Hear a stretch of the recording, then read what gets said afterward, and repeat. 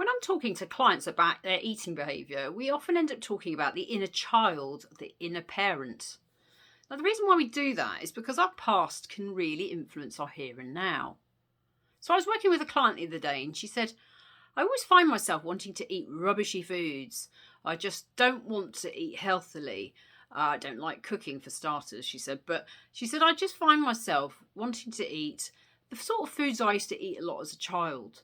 And she said, I also remember a lot of things my parents used to say to me. For example, why are you eating that? Why can't you go for something more healthy? Or you shouldn't eat that. You're going to get fat. And she said she feels like she's rebelling against those words that she heard many, many years ago, but which she's almost like internalized. She's remembered and she's rebelling against. We call that your inner child or your inner rebellious child. The thing about that is that the only person who misses out is her. So the inner child is something that's part of us. It's our history, and we can't get rid of our inner child because our inner child at the end of the day is helping us to survive and make sense of the world. But there are times where our inner child can almost like get in the way to our adult thinking and behaviours.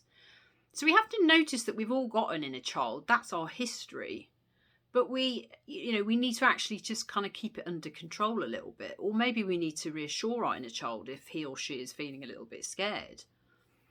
The other thing is we can internalise an inner parent. So we can have a critical inner parent or a nurturing inner parent. So if you had a parent who was very loving, spoke to you in a loving way, it's more likely that you've learned to talk to yourself in a loving way.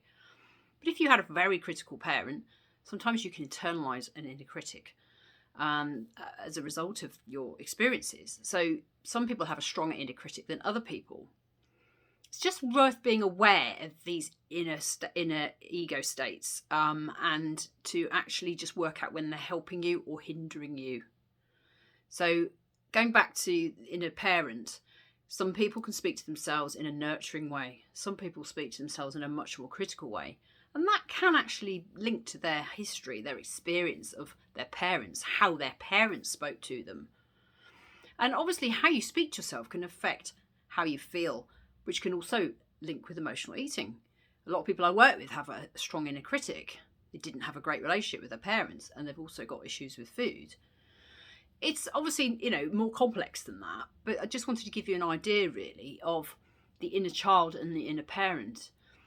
In the here and now, like I'm talking to you in my adult state, but my inner child can be triggered at any point, whether that's going to a playground and swinging on a swing. I feel very excited and I feel like my inner child is enjoying swinging on that swing.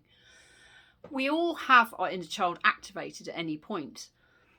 So that's the free child energy. We all need to just enjoy and have fun. And then there's the adapted child, which is the adapted child kind of followed all the rules. The trouble is, if you spent your life as a child following all the rules and being the good girl or the good boy, you might sometimes find today that you just want to do the opposite and you feel like rebelling, and then your rebellious child kicks off.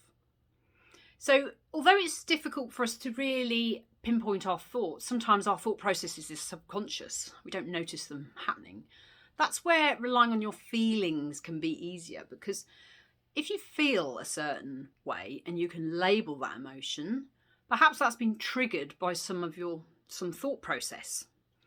And then your thoughts, if you think of thoughts, feelings and behaviours, so you can have a thought, whether it's conscious or subconscious, leading to a feeling, and then the feeling can lead to a behaviour.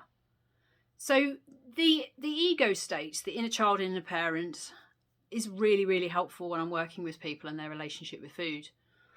And trying to get the adult, which is your here and now, operating in a rational way, rather than, if you think about the two brains, the emotional brain and the rational brain. The emotional brain can be triggered through fear, conflict, or something that maybe reminds you of your past that you either did or didn't like. It can make you feel nice and cozy and warm, or it can make you feel scared.